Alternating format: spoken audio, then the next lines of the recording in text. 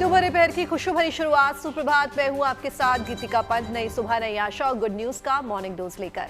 नमस्कार, मैं हूं आपके साथ पूजा। बिना रुके बिना थमे अगले 1 घंटे गुड न्यूज की मैराथन दौड़ होगी, लेकिन सबसे पहले नजर डाल लेते हैं आज की उन 5 खबरों पर जिनमें इंडिया के लिए शुभ समाचार।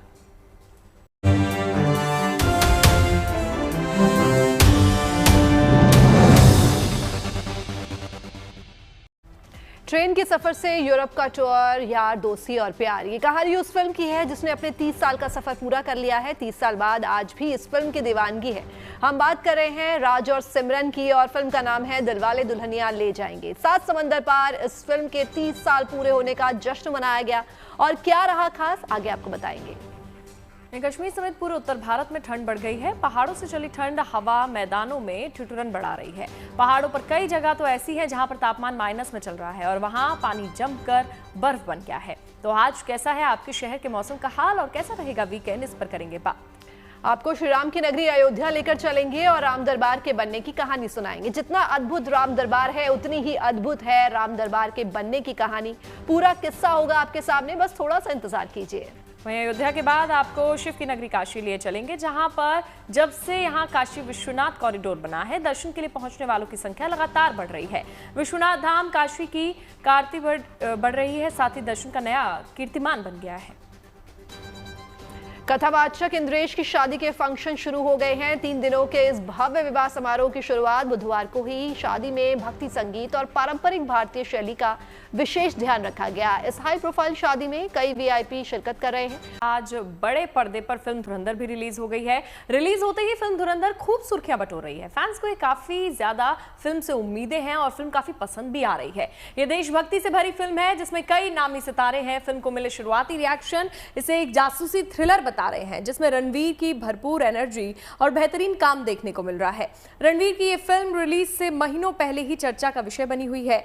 फिल्म ने अनोखे कॉन्सेप्ट और अभिनेता के अद्भुत मेकओवर ने फैंस का ध्यान अपनी ओर खींचा है।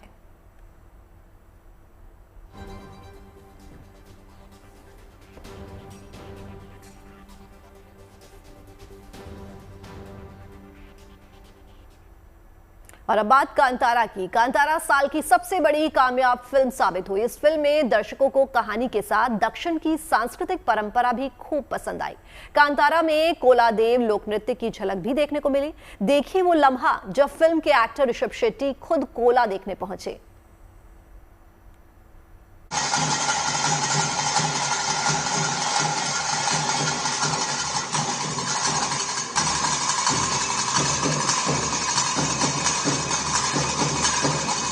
ये तस्वीर अपनी संस्कृति को समझने और उससे जुड़े रहने की साधना है। ऋषभ शेट्टी साउथ के सिनेमा के एक ऐसे कलाकार हैं जिन्होंने अपनी परंपरा और संस्कृति को न केवल अपने भीतर उतारा है, बल्कि बड़े पर्दे पर भी जिया है। ऐसे में वो जब दक्षिण भारत के पवित्र इस अनुष्ठान में हिस्सा लेने पहुंचे तो सबकी नजरें उन पर टिक गईं। जिस अनुष्ठान में ऋषभ शामिल हुए, दरअसल वो तुलु संस्कृति की एक प्राचीन परंपरा है। ये पूजा देवताओं से मनोकामना पूरी करने के लिए की जाती है। यही नहीं, मान्यता ये भी है कि इस अनुष्ठान से सुख और अच्छे स्वास्थ्य का आशीर्वाद मिलता है।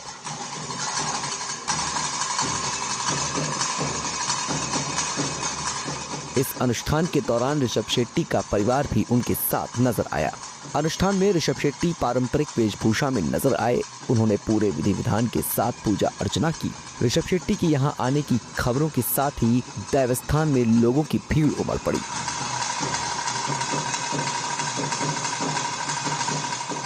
कई लोग सिर्फ अपने सुपरस्टार की एक झलक पाने के लिए पहुंचे और इस सांस्कृतिक कार्यक्रम को कैमरे में कैद करते दिखे। ऋषभ शेट्टी हमेशा से अपनी तुलु पहचान और क्षेत्रीय संस्कृति पर गर्व जताते रहे हैं। ये एक समृद्ध मौखिक परंपरा है। ऋषभ शेट्टी की हमेशा ये कोशिश रहती है कि पारंपरिक रीति रिवाजों और स्थानीय परंपराओं को न केवल खुद साधा जाए, बल्कि नई पीढ़ी तक पहुंचाया जाए।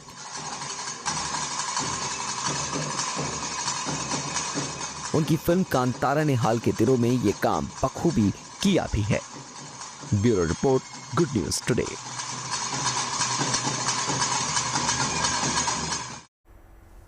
तो जैसे जैसे दिसंबर आगे बढ़ रहा है, ठंड भी बढ़ती जा रही है। पहाड़ों से लेकर मैदानों तक शीतलहर चल रही है। कश्मीर में अभी से प्रचंड ठंड का दौर शुरू हो चुका है। श्रीनगर में दिन के वक्त भी हवा चलती रहती है और लोगों को सूरज के दिखने का इंतजार रहता है। जम्मू कश्मीर के अनंतनाग में तो झरने का पानी तक जमने लगा है। इसी से आप अंदाजा लगा सकते हैं कि कितनी भीषण ठंड पड़ रही है। अनंतनाग में पारा -डिग्री के नीचे जा चुका है। चारों ओर बर्फ ही बर्फ है। यहाँ का नजारा इन दिनों देखने वाला है। घाटी बर्फ से चमक दमक रही है। पेड़ पौधे सब बर्फ से ढक गए हैं। पहाड़ों से चली ठंडी हवा दिल्ली को भी ठिठुरा रही है। सुबह और शाम के वक्त दिल्ली और उसके आसपास के शहरों में अच्छी खासी ठंड से लोगों का सामना हो रहा है। तो देखिए किस तरह से अनंतनाग में बर्फ जमने लगी है और ये झरना पूरी तरह से जम गया है। लेकिन इसे देखने के लिए सैलानियों में काफ़ी जोश है। वो अनंतनाग पहुंच रहे हैं और ख़ास करके इस झरने को देखने के लिए काफ़ी सैलानी वहां पहुंचे हुए हैं। तो कश्मीर में प्रचंड ठंड ने दस्तक दे दी है और उसी का असर यहां दिल्ली में भी दिखाई देने लगा है। यहां भी ठिठुरन बढ़ने लगी है।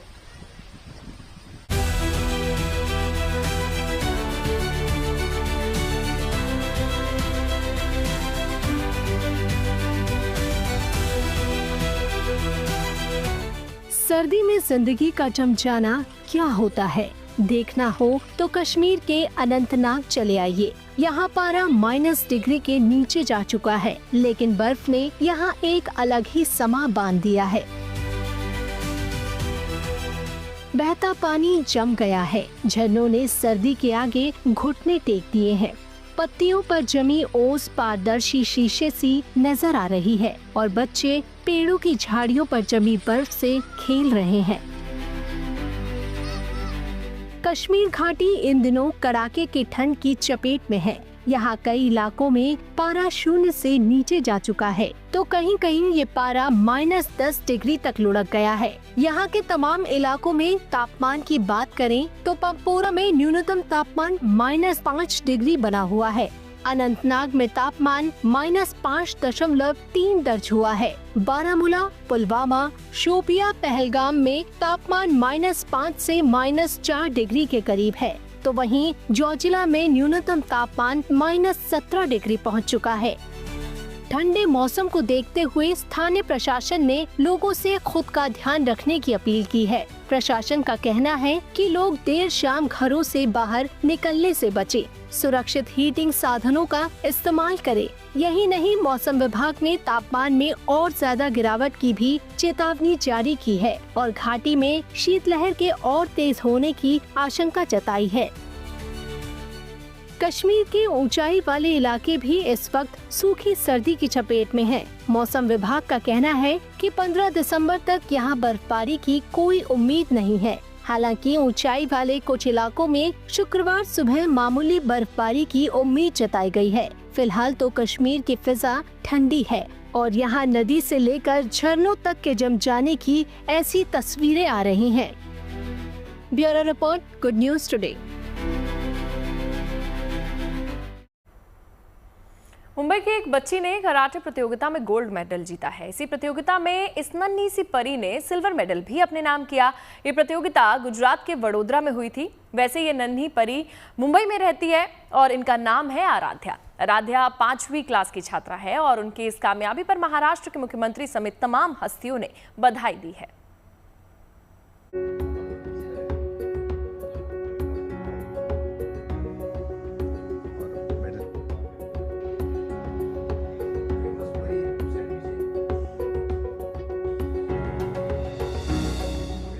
गले में चमचमाते मेडल और चेहरे पर आत्मविश्वास।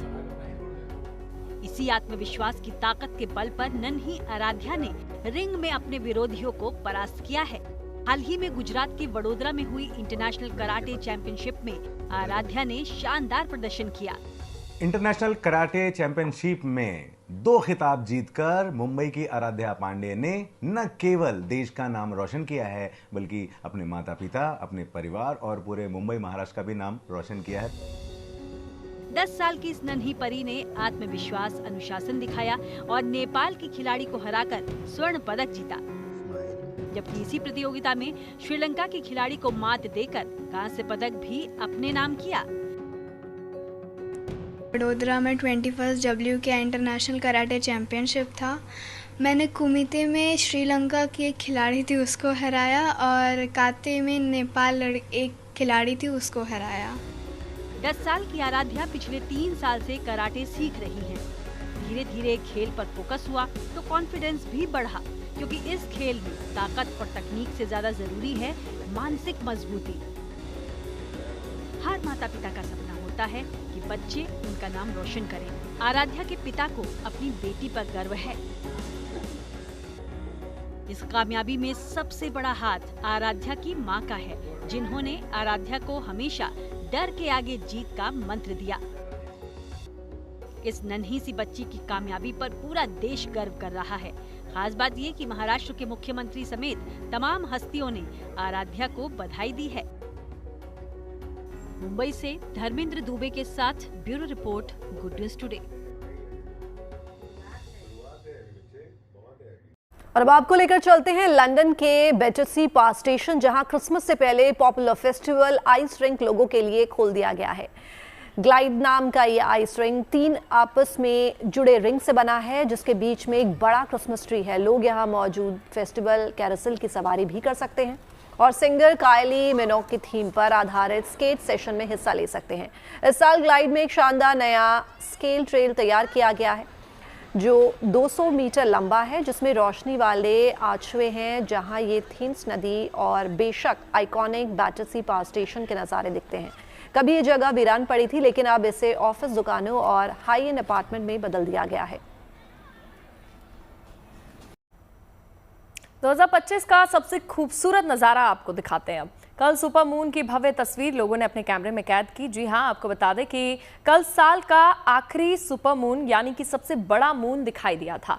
ये एक ऐसा अवतार जब चांद पृथ्वी के सबसे ज्यादा करीब होता है। इस कोल्ड सुपर मून की सबसे बड़ी खासियत है इसका आकार। दरअसल धरती के काफी करीब होने की वजह से ये सामान्य चंद्रमा से 10% बड़ा और 30% ज्यादा चमकीला दिखाई दे रहा है। ये सुपर मून साल 2025 का तीसरा और आखिरी पूर्ण चंद्रमा है। इस सीरीज का चौथा और अगला सुपर मून जनवरी 2026 में दिखाई देगा। तो चांद का ये सुपर अवतार आप देख रहे हैं, कल ये दिखाई दिया और लोगों ने इस चांद की तस्वीर अपने कैमरा में कैद कर ली। कैमरा में कैद हुई ये भव्य सुपर मून की तस्वीर आप देख रहे हैं। चंद्रमा का आकार काफ़ी बड़ा दिखाई दे रहा है और काफ़ी चमकीला दिखाई दे रहा है। आपको लेकर चलते हैं पिंक सिटी जयपुर में, जहां वृंदावन के प्रसिद्ध कथावाचक इंद्रेश उपाध्याय विवाह के बंधन में बंधने जा रहे हैं। कथावाचक इंद्रेश का विवाह हरियाणा के यमुनानगर की रहने वाली शिप्रा शर्मा के साथ होने वाला है। 3 दिन तक चल रहे इस भव्य विवाह समारोह की शुरुआत बुधवार को हुई, जब इंद्रेश उपाध्याय और उनका परिवार वृंदावन से जयपुर पहुंचा। आज इंद्रेश उपाध्याय और शिप्रा शादी के पवित्र बंधन में बनने वाले हैं, लिहाजा जयपुर के ताज आमेर होटल को दुल्हन की तरह सजाया गया है, जहां भक्ति, संगीत और पारंपरिक भारतीय शैली का विशेष ध्यान रखा गया। इस हाई प्रोफाइल शादी में जगत गुरु राम भद्राचार्य, बागेश्वर धाम के पंडित धीरेन्द्र कृष्ण शास्त्री, मलूक पीठाधीश्वर राजेंद्र दास महाराज, कथावाचक देवकी नंदन ठाकुर, कथावाचक पुंडरीक गोस्वामी और जयपुर के आराध्य गोविंद देव जी मंदिर के महंत अंजन गोस्वामी शामिल हो रहे हैं।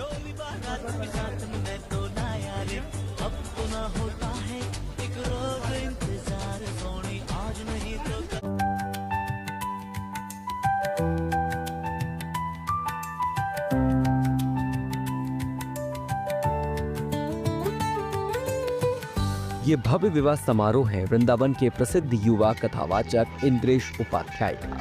इंद्रेश का विवाह आज जयपुर में हरियाणा के यमुनानगर की रहने वाली शिप्रा शर्मा के साथ वैदिक रीति रिवाजों से संपन्न होगा। विवाह समारोह 3 दिन का है। जयपुर के प्रतिष्ठित ताज आमेर होटल में आयोजित विवाह में देश विदेश से मेहमानों के आने की संभावना है। कल रात होटल के कुंदन वन में भात की रस्म आयोजित की गई, जिसमें वृंदावन धाम के संत, कथावाचक परिवार और कई विशेष अतिथि शामिल हुए। कथावाचक जगत में लोकप्रिय जया किशोरी भी मायरा व भात कार्यक्रम में पहुंची और रस्मों में भाग लिया। वहीं गुरुवार को मेहंदी और हल्दी की रस्मों के साथ शाम को संगीत का रंगारंग कार्यक्रम रखा गया है। बॉलीवुड सिंगर बी प्राक पहले ही जयपुर पहुंच चुके हैं और उन्होंने इस विवाह को जय जय का वैदिक विवाह कहा। कल इंद्रेश उपाध्याय के घर पर पारंपरिक रस्में हुई और इसी दौरान उनके माता पिता ने भी नृत्य कर खुशी का इजहार किया। इंद्रेश के पिता श्री कृष्ण चंद्र शास्त्री स्वयं एक जाने माने कथावाचक हैं, जिनके शिष्यों का बड़ा समुदाय भी इन तैयारियों में सक्रिय है। इंद्रेश उपाध्याय और शिप्रा शर्मा के विवाह के निमंत्रण पत्र के साथ वृंदावन धाम के प्रमुख मंदिरों का विशेष प्रसाद भी भेजा गया है, जिसमें राधा रमण जी से प्राप्त मिश्री, इलायची, तुलसी और अन्य प्रमुख मंदिरों के लड्डू शामिल हैं। इस अनूठी परंपरा ने आमंत्रण पत्र को अत्यंत विशेष बना दिया है। शादी में सुरक्षा व्यवस्था को भी बेहद सख्त रखा गया है। इवेंट कंपनी ने जयपुर के आमेर थाने को 500 वीआईपी मेहमानों के आने की सूचना दी है, जिसके बाद मेहमानों की सुरक्षा के लिए होटल परिसर में भारी सुरक्षा बल तैनात किया गया है। शुरुआत में मेहंदी हल्दी के कार्यक्रमों के लिए 100 बाउंसर लगाए गए हैं, जबकि शादी वाले दिन सुरक्षा के लिए लगभग 250 बाउंसर्स की तैनाती की जाएगी। इसके अलावा कथावाचक के शिष्यों की एक अलग टीम भी सुरक्षा प्रबंधन में सहयोग करेगी। मेहमानों के पहुंचने का सिलसिला सुबह से ही शुरू हो चुका है।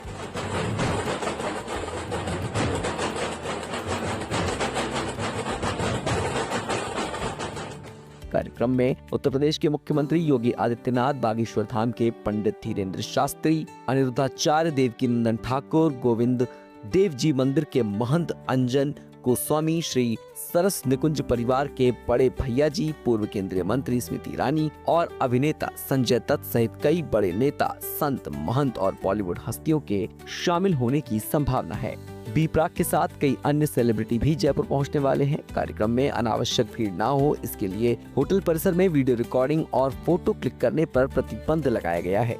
स्वयं इंद्रेश उपाध्याय ने भी सभी मेहमानों से अपील की है कि विवाह की तस्वीरें और वीडियो सोशल मीडिया पर साझा न करें, ताकि भक्तगण अचानक यहां न पहुंच जाएं और भीड़ प्रबंधन में परेशानी न आए। वैदिक परंपराओं और आधुनिक आयोजन शैली के माध्यम वाले इस विवाह में हर रस्म को बारीकी से आयोजित किया जा रहा है। मुख्य विवाह अनुष्ठान आज दोपहर 1 बजे के बीच संपन्न होगा, जिसमें देश भर से आए संत, महंत, पंडित, कथावाचक और विशिष्ट अतिथि उपस्थित रहेंगे। शाम को आशीर्वाद समारोह होगा और उसके बाद 6 तारीख की सुबह सभी लोग जयपुर से अलग अलग मंदिर के दर्शन करते हुए रवानगी लेंगे। जयपुर के ताज आमेर होटल में सजावट, व्यवस्थाओं और मेहमानों को स्वागत देखते ही बनता है। विवाह के लिए बनाए गए विशेष मंडप, पारंपरिक संगीत, राजस्थानी आतिथ्य और वृंदावन की आध्यात्मिक छटा मिलकर इस आयोजन को यादगार बना रहे हैं। इंद्रेश उपाध्याय और शिप्रा शर्मा का ये विवाह सिर्फ 2 परिवारों का मिलन नहीं, बल्कि एक आध्यात्मिक और सांस्कृतिक उत्सव बन गया है, जिसके साक्षी बनने के लिए देश विदेश के प्रतिष्ठित अतिथि जयपुर पहुंच रहे हैं। जयपुर से रिदम जैन के साथ bureau report, good news today.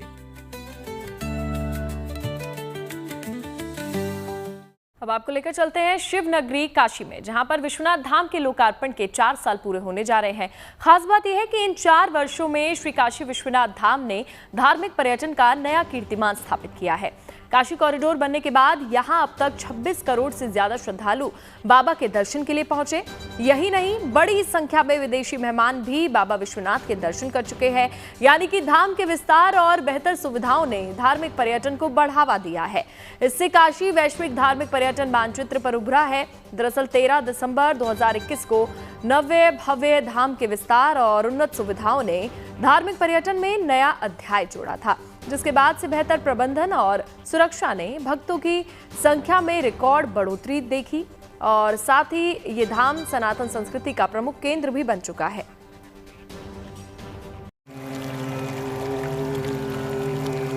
अरे गंगा मैया के अचरा फैलाला सगरी, हरदम मस्त रहेला भोला के काशी नगरी, हरदम मस्त रहेला भोला के काशी नगरी।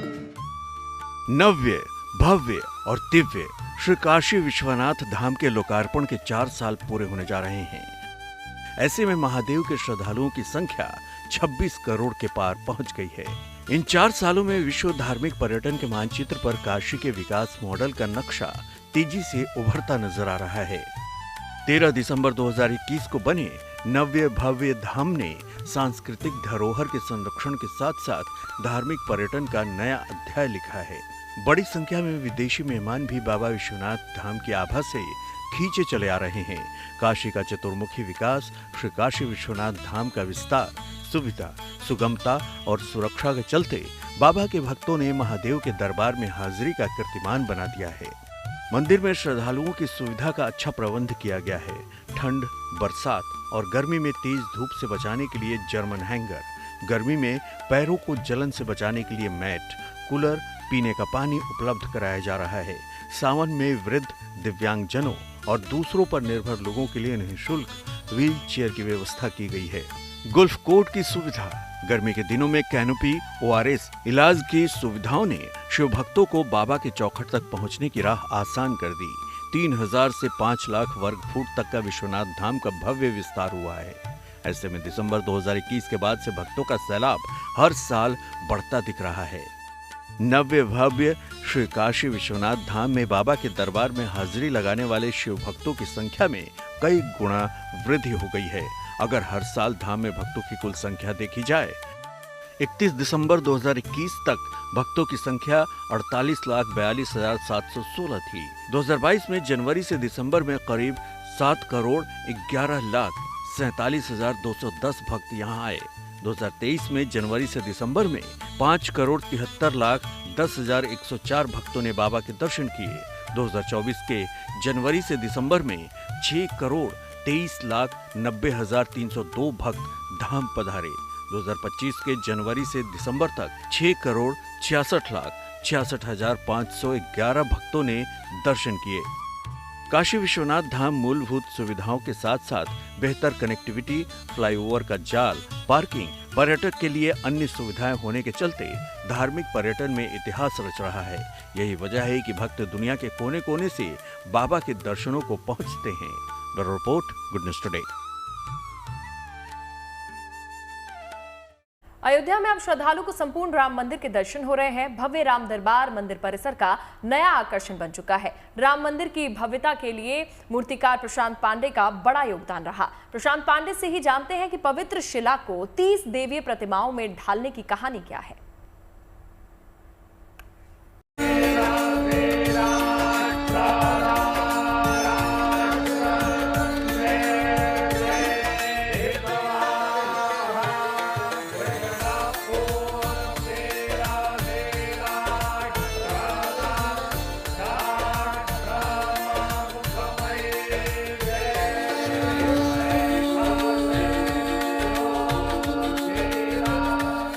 अयोध्या रोज इसी तरह रामलला के मंदिर की भव्यता पर इतराती है। हजारों भक्त रोज यहाँ दर्शनों को दौड़े चले आते हैं। धाम की धमक और अयोध्या की चमक देखकर लगता है मानो यहाँ त्रेता युग उतर आया हो। रामलला का यह मंदिर केवल भारतीय जनमानस की आस्था का केंद्र भर नहीं है, बल्कि ये मंदिर संकल्प से सिद्धि की वो यात्रा है जिसे हजारों शिल्पियों के अथक परिश्रम ने गढ़ा है। जितना कठिन तप राम मंदिर को आकार देने में लगा है, उससे ज्यादा साधना यहाँ की मूर्तियों को मूर्त रूप देने में लगी है। प्रशांत पांडे ऐसे सौभाग्यशाली मूर्तिकार हैं जिन्होंने राम दरबार की मूर्तियों को गढ़ा है। मूर्तियों के लिए शिला कहाँ से मिली और ये पत्थर कैसे मंदिर की सबसे पवित्र धरोहर बन गए, इसकी कहानी भी दिलचस्प है। आनंद में जब हम ऊपर फर्स्ट फ्लोर पे जाते हैं तो राम दरबार को देखते ही आभा बनती है। तो ये भी पांडे मूर्ति भंडार ने बनाए ऊपर। उसमें श्री राम और सीता माँ एक शिला में। अच्छा, वो एक शिला राम दरबार में जो है, राम दरबार में जो सीता माँ और हाँ राम जी हैं वो एक शिला में। अगर मैं आपको दिखाऊं तो वो एक शिला में। हमारे दर्शकों को आप दिखाइए कि तो आपने जो उन्होंने अब तक देखा है, अब आपके इस वक्तव्य के बाद ये पूरा सिंहासन एक ही शिला में है। बिल्कुल, कोई जोड़ नहीं, कुछ ये नहीं। राम सीता जो हैं वो एक शिला में हैं और जो दास रूप में आगे बैठे हैं वो हनुमान जी आगे बैठे हैं। सीता जी के आगे भरत जी बैठे हैं जो फ्लावर ऑफरिंग कर रहे हैं। राम जी के पीछे लक्ष्मण जी हैं जो चंवर लिए खड़े हैं और सीता जी के पीछे शत्रुघ्न जी हैं जो चंवर लिए खड़े हैं। तो ये दृश्य अपने आप में देखते ही बनता है जब राम दरबार के दर्शन करते हैं। और मैं आपको ये भी बता दूं, जो ये एक शिला है बड़ी महत्वपूर्ण शिला है। ये भी अहम है, इसकी भी अपनी कहानी है। वाह। इसमें ऐसा हुआ कि ये जो जब हम पत्थर सिलेक्ट करते हैं संगमरमर, तो उसमें अंदर पता नहीं होता क्या आएगा, और साइज बड़ा अच्छा चौड़ा और मोटा साइज था जो जिसमें सीताराम बनने थे, क्योंकि उसमें बाण लिए हुए हैं, तुनीर में रखे हैं तीर, और बड़े ऐसे चाव से उनको बनाना था। तो उसमें जब हम उनको गढ़ रहे थे, जब वो कंप्लीट हुए, उनकी घिसाई हुई, मंजाई हुई, और जब पत्थर को स्मूथ किया गया, पॉलिश की गई, तो राम जी मेघ वर्ण में है और सीता माता गौर वर्ण में। जब आप उनको गौर से देखेंगे, बिल्कुल।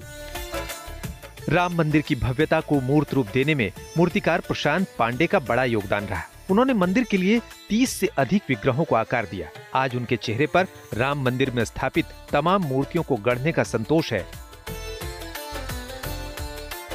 पूरा संसार राममय हो गया। हमारा जो जिसको कहेंगे कि one of the important institution जो अयोध्या धाम है, ये हमारे लिए एक हमारा हृदय है, हर एक सनातनी का हृदय है। तो सबके मन में जो श्री राम जन्मभूमि के लिए जो भाव है, अश्रु है, जो आत्मा है, हमारे को सबसे ज़्यादा ये इम्पोर्टेंट रहा कि हम हमारा जीवन दे दें। हम कैसे, जो ये अगर हमको काज कलाकारी का मिला है, शिल्पकारी का मिला है, और हम गर्भगृह की विशेष मूर्तियां बना रहे हैं, इससे बड़ा सौभाग्य हो नहीं सकता। मेरे दादाजी श्री रामेश्वर लाल जी पांडे, उनकी 94 वर्ष की उम्र है, उनका ये मिला कि मेरा जीवन सफल हो गया। राम मंदिर में बना दरबार केवल मूर्तियों से सुशोभित नहीं है, बल्कि भगवान के विग्रह सोने चांदी के आभूषणों से भी सजे हैं। इस राम दरबार में सबसे खास है राज सिंहासन, जो प्राचीन शास्त्रों की कथाओं से प्रेरित है। इसे गढ़ने वाले स्वर्णकार ऋषभ विराठी भी उन सौभाग्यशाली कलाकारों में हैं, जिन्होंने अपनी कला से इस सिंहासन को सजाया है। ट्रस्ट में वासुदेव जी ने स्केच दिया था और उसके ऊपर ही हमको डिज़ाइन करना था, तो उनके अकॉर्डिंगली ही वो सारी चीज़ें हमारे को बनानी थी। तो कहीं पे भी कुछ भी अगर थोड़ा बहुत भी अगर ऐसा होता था कि ये समझ में नहीं आया, तो हमारे को उसको फिर से दोबारा करना पड़ा। तो हमने वो चीज़ की और हमने उसको बढ़िया से उसको फिटिंग भी अच्छे से बैठे, तो वो सारी चीज़ें हमारे को करनी पड़ी। और उसमें काफ़ी जैसे 8-10 किलो चांदी का उसमें पूरा वज़न का काम हुआ है, और उसको सोने का लुक भी देना था, जिससे उसमें गोल्ड का लुक भी है चांदी के साथ साथ। तो उसमें तो ऊपर सोने का पूरा पानी चढ़ाया है उसमें काफ़ी। तो वो बहुत एक चुनौतीपूर्ण कार्य था, जिसको हमारे को एक तय समय में भी करके पूरा देना था ट्रस्ट को, क्योंकि डेट्स आ गई थी और उसकी प्रतिष्ठा होनी थी राम दरबार की। आज संसार राम मंदिर की भव्यता पर मुग्ध है। इस भव्यता के आकार लेने के पीछे न केवल जनमानस की जन आकांक्षाएं हैं, बल्कि प्रशांत पांडे और ऋषभ विराठी जैसे कलाकारों की भी तपस्या है। आने वाली पीढ़ियां जब भी राम मंदिर के निर्माण और उसके विस्तार की गाथा सुनेंगी, उन्हें इसे गढ़ने और संवारने वालों पर गर्व होगा। संजय शर्मा के साथ bureau report, good news today.